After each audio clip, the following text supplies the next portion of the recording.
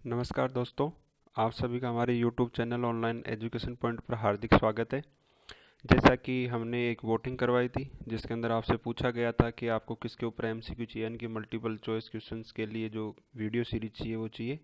तो जिसमें से ज़्यादातर बच्चों ने किसके लिए बोला है, पॉलिटी साइंस के लिए बोला है, यानी कि पॉलिटिकल साइंस के क्वेश्चंस के लिए, यानी कि संविधान के क्वेश्चंस के लिए ज़्यादातर बच्चों की मांग आई है।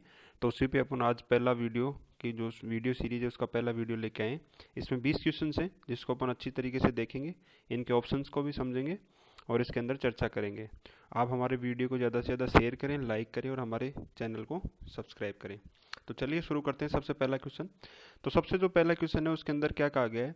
तो पहला क्वेश्चन उसमें बताया गया है कि 1946 का जो कैबिनेट मिशन है, यानी कि जो कैबिनेट मिशन है वो भारत आया था कब, 1946 में। तो इसमें 3 मंत्रियों से गठित था, यानी कि इसमें किन 3 सदस्यीय आयोग था। तो इनमें से इसका कौन सदस्य नहीं था, क्या पूछ रहा है, नहीं था। यानी कि बहुत अच्छा क्वेश्चन है। ज़्यादातर क्या पूछा जाता है कि कैबिनेट मिशन की क्या अध्यक्षता कौन कर रहा था या कौन था उसका अध्यक्ष। लेकिन इसमें पूछ लिया थोड़ा डीप क्वेश्चन कि आपको तीनों सदस्य के नाम पता होंगे तभी आप ये क्वेश्चन कर पाओगे। तो इसमें पहला ऑप्शन है लॉर्ड पैथिक लॉरेंस, दूसरा है एवी अलेक्जेंडर, तीसरा है सर स्टेफर्ड क्रिप्स और डी है लॉर्ड एमरी। तो इसके अंदर जो पहला जो है वो सबको पता है, जो लॉर्ड पैथिक लॉरेंस है वो इसका क्या था, अध्यक्ष था। एवी अलेक्जेंडर भी इसमें शामिल था, सर स्टेफर्ड क्रिप्स भी इसमें शामिल था, यानी कि ये 3 सदस्यीय आयोग था जिसके अध्यक्ष कौन थे, पैथिक लॉरेंस थे। और इसका आंसर क्या होगा, लॉर्ड एमरी, ये इसके सदस्य नहीं थे।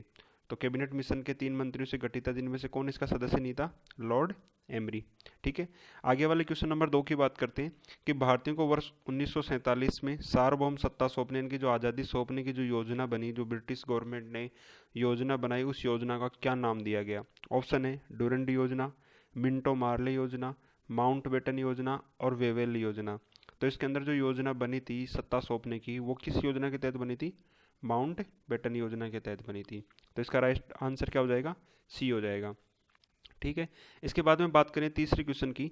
तीसरा क्वेश्चन है कि 11 दिसंबर 1946 को किसे संविधान सभा का स्थायी अध्यक्ष बनाया गया। इसके ऑप्शन है जवाहरलाल नेहरू, डॉक्टर राजेंद्र प्रसाद, भीमराव अंबेडकर और डी ऑप्शन है के एम मुंशी। तो स्थायी अध्यक्ष वो किसको चुना गया था, डॉक्टर राजेंद्र प्रसाद को। अब यहाँ पे एक चीज आपको ये पता होनी चाहिए कि जो अस्थायी अध्यक्ष था वो कौन था, सच्चिदानंद सिन्हा।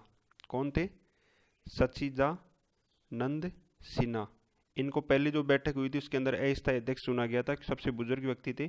तो इन्हीं को क्या अध्यक्ष बनाया गया था संविधान सभा का, जो कि अस्थायी था। उसके बाद में जब चुनाव हुए तो उसके अंदर किसको बना दिया गया, डॉक्टर राजेंद्र प्रसाद को।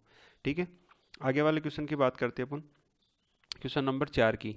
क्वेश्चन नंबर 4 क्या कह रहा है, तो क्वेश्चन नंबर 4 में देखो, संविधान पांडुलिखन समिति का सदस्य नहीं था। पांडुलेखन यानी कि प्रारूप समिति, कई बार ये अपने को शब्द ये पता होना चाहिए, क्योंकि प्रारूप समिति ना दे के पांडुलेखन दे दिया तो अपन सोचते रह जाते हैं कि पांडुलेखन कहाँ से आ गया, पता ही नहीं क्या है। तो पांडुलेखन समिति यानी कि प्रारूप समिति का सदस्य नहीं था। क्या पूछ रहे हैं, नहीं था। तो मोहम्मद सादुल्ला, के एम मुंशी, ए के अय्यर और चौथा ऑप्शन है जवाहरलाल नेहरू। तो इसके अंदर मोहम्मद सादुल्ला भी थे, के एम मुंशी भी थे और ए के अय्यर भी थे। कौन नहीं थे, जवाहरलाल नेहरू। तो प्रारूप समिति के सदस्य नहीं थे, कौन नहीं थे, जवाहरलाल नेहरू।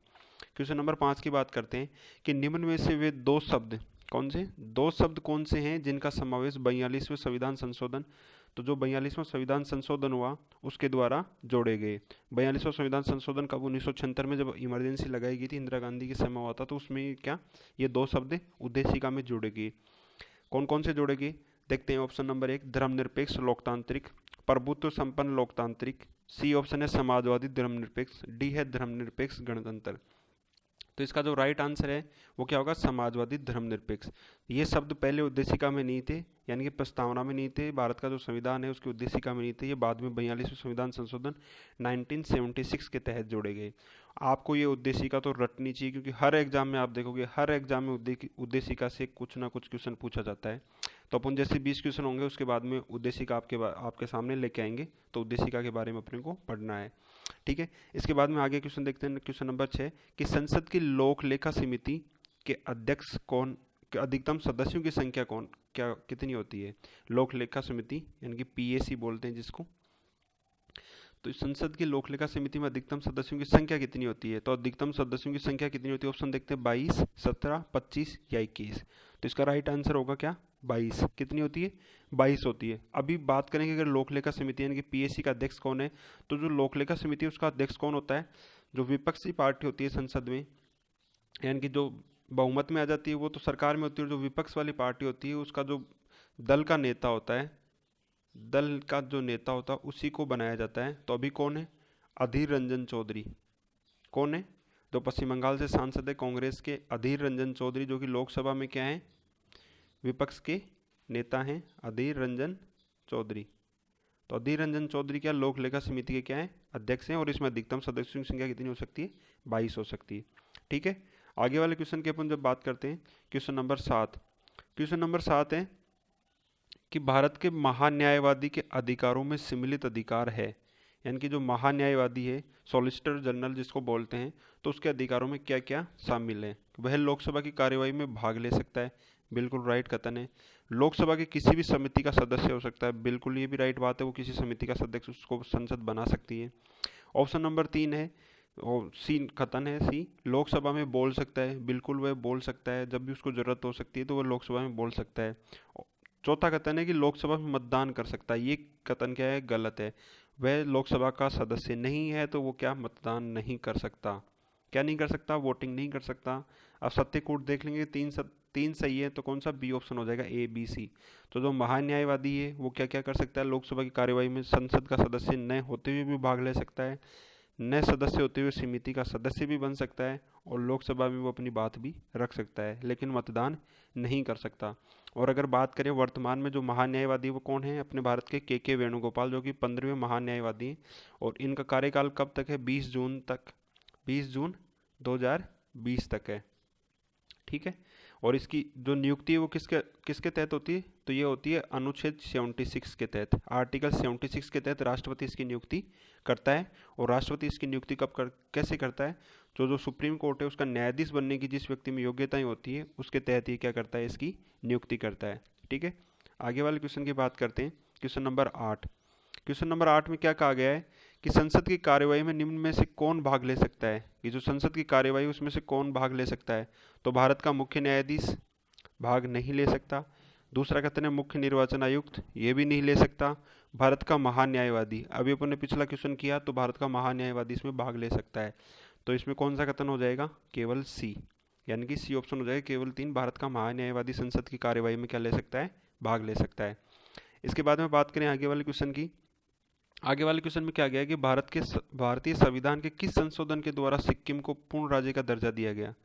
जो सिक्किम राज्य है तो उसको पूर्ण राज्य का दर्जा कौन से संविधान संशोधन के तहत दिया गया? पहला ऑप्शन है 21वां, ऑप्शन बी है 36वां, ऑप्शन सी है 49वां, और ऑप्शन डी है 52वां।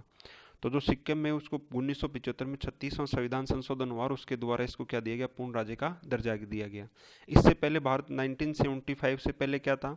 1975 से पहले जो सिक्किम है वो भारत द्वारा रक्षित एक राज्य था, यानी कि भारत में शामिल था, लेकिन वो क्या, जैसे जम्मू कश्मीर का कुछ अलग था उसी प्रकार से सिक्किम भी क्या भारत से एक अलग था।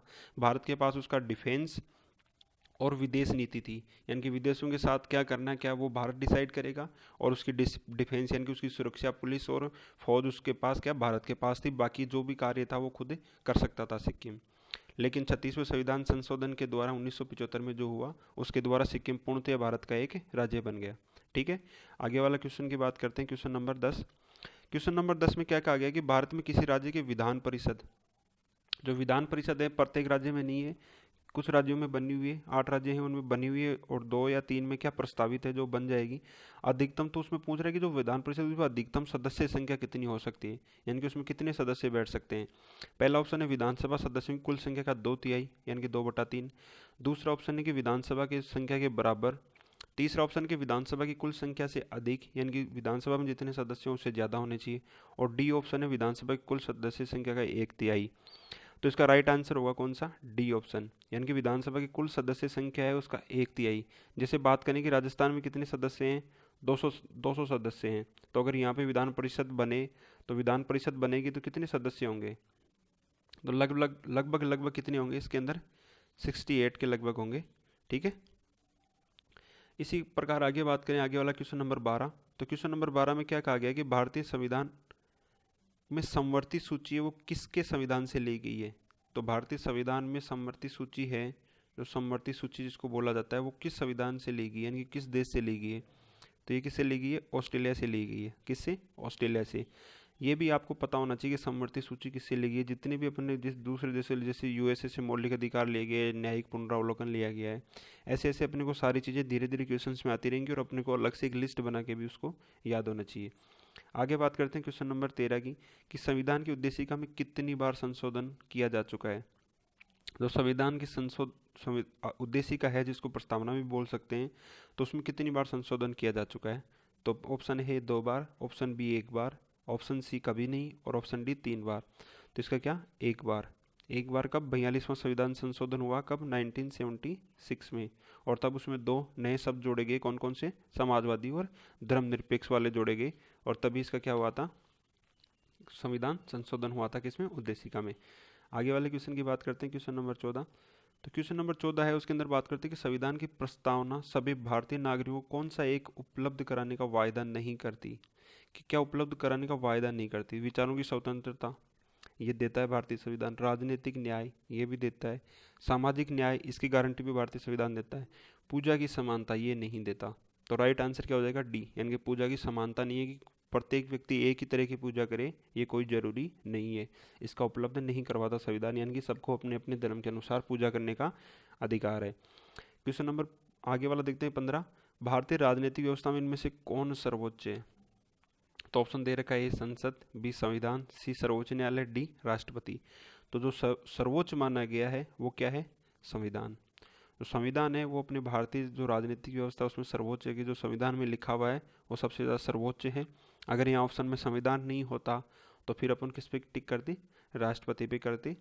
लेकिन संविधान है तो कौन सा हो जाएगा? संविधान हो जाएगा। आगे बात करते हैं कि राष्ट्रपति द्वारा राज्यसभा के सदस्यों का नामांकन नियम किस देश से लिया गया है। ये एक अच्छा क्वेश्चन है, कभी मतलब इतना ध्यान नहीं दिया गया इस क्वेश्चन पे, लेकिन ये पता होना चाहिए कि राज्यसभा के जो सदस्य नामांकित करता है कौन? राष्ट्रपति। कितने सदस्य नामांकित करता है? 12 सदस्य नामांकित करते हैं। तो ये कहाँ से लिया गया? तो ये कहाँ से? आयरलैंड से लिया गया है। जो आयरलैंड का संविधान है उससे ये खूबी अपनाई गई है। ठीक है, आगे वाला क्वेश्चन नंबर 17 देखते हैं कि संविधान के किस भाग में पंचायतें बनाने की परिकल्पना की गई है। जो संविधान है उसके कौन से भाग में पंचायत बनाने के लिए परिकल्पना की गई है, यानी कि संविधान ने कहा है सरकार को कि आप पंचायतों का गठन करना अनिवार्य है। तो ये भाग कौन से में है? 9 में, यानी कि ऑप्शन नंबर सी। तो कौन सा? भाग 9। आगे वाले क्वेश्चन की बात करते हैं अपन, क्वेश्चन नंबर 18। तो क्वेश्चन नंबर जो 18 है उसमें क्या बोला गया कि दल बदल के आधार पर निर्वाचित सदस्यों की अयोग्यता संबंधी विवरण संविधान की किस अनुसूची में है। कि कौन सी अनुसूची में दल बदल के जो नियम है वो कहाँ पे हैं। तो दो दल बदल है वो किस में है? 9वीं अनुसूची में है, या 11वीं में है, या 8वीं में, या 10वीं में है। तो जो दल बदल के नियम है वो कौन सी अनुसूची में? 10वीं अनुसूची में है। अब बात करें कि जो 9वीं अनुसूची है वो किससे संबंधित है। तो ये क्या मेनली किससे? संपत्ति अधिग्रहण से। और जो 9वीं अनुसूची है उस पर सुप्रीम कोर्ट में चैलेंज नहीं किया जा सकता, ये पता होना चाहिए आपको। 9वीं अनुसूची है वो किसे? संपत्ति अधिग्रहण से। मुख्यतः इसमें SC/ST एक्ट वगैरह और भी बाकी बहुत सारे एक्ट डाले गए, लेकिन मेनली पहले ये किस वजह से बनाई गई थी? संपत्ति अधिग्रहण से।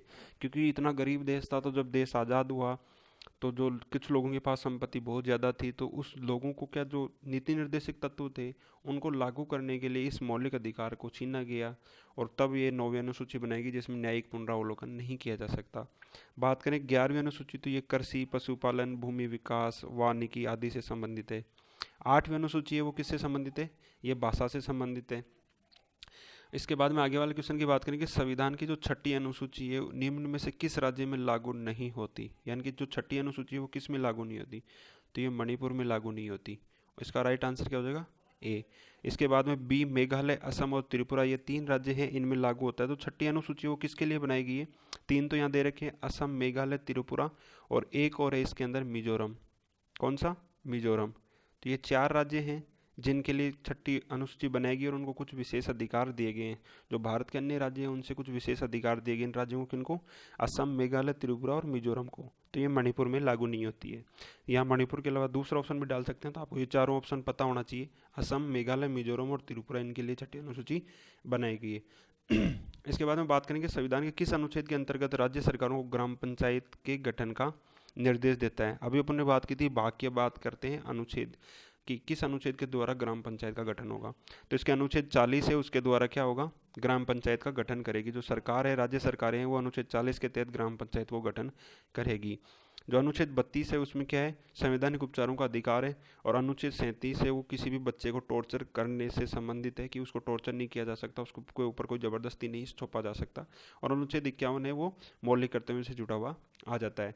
इसके बाद में अपन बात करते हैं आगे। जब अपन ने बात की थी स्टार्टिंग में तो 2 क्वेश्चन आए अपने उद्देशिका से संबंधित, और उसी के ऊपर अपन चर्चा करते हैं उद्देशिका से। और उद्देशिका से हमेशा कुछ ना कुछ क्वेश्चंस आपको देखने को मिलेगा। तो जो उद्देशिका है उसको आप अच्छे से ध्यान रखना कि यहाँ से क्या क्या क्वेश्चन बन सकता है। पहले तो क्या है कि उद्देशिका भारत को एक संपूर्ण प्रभुत्व संपन्न समाजवादी पंथ निरपेक्ष लोकतंत्रात्मक गणराज्य, तो ये शब्द याद होने चाहिए, संपूर्ण प्रभुत्व संपन्न समाजवादी पंथ निरपेक्ष लोकतंत्रात्मक गणराज्य, ये पांचों शब्द आपको याद होने चाहिए कि अपने उद्देशिका में दे रखे हैं। ठीक है, इसके बाद में बात करें आगे। आगे बात करें कि उनके समस्त नागरिकों को किस किस के अधिकार दे रखे हैं। सामाजिक आर्थिक राजनीतिक न्याय, विचार अभिव्यक्ति विश्वास धर्म और उपासना की स्वतंत्रता, प्रतिष्ठा और अवसर की समता प्राप्त कराने के लिए, उन सब व्यक्तियों की गरिमा, राष्ट्र की एकता और अखंडता सुनिश्चित करने के लिए दृढ़ संकल्प होकर अपनी संविधान सभा में आज तारीख 26 नवंबर 1949 को, अब इसके अंदर 26 नवंबर 1949 तो सबको पता है, लेकिन ये तिथि याद रखना आप, मिति मार्क्सिस शुक्ल सप्तमी संवत 2006 विक्रमी एतद द्वारा। तो ये पूछा जा सकता है आपको, अगर डीपली क्वेश्चन पूछा जाएगा तो इससे पूछा जा सकता है। और कौन कौन से अधिकार दे रहा है, कौन कौन से क्या दे रहा है, ये आपको पता होना चाहिए। तो ये उद्देशिका आपको रटी होनी चाहिए।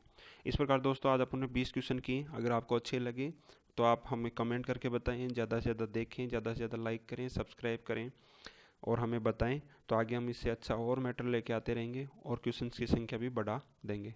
थैंक यू दोस्तों।